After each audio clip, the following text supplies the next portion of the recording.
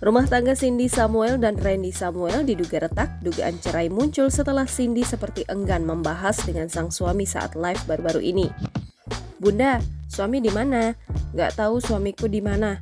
Gak usah tanya suami deh," kata Cindy Samuel dikutip dari unggahan TikTok akun @whoknows pada Rabu 1 November 2023.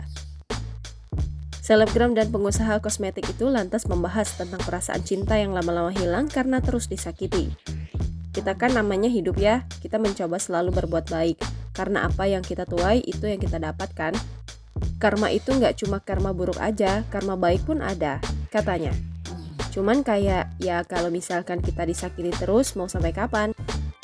Sampai kayak kita udah gak ada cinta lagi, gak ada disayang lagi, gak takut kehilangan dia lagi karena perlakuan dia," ujarnya lagi.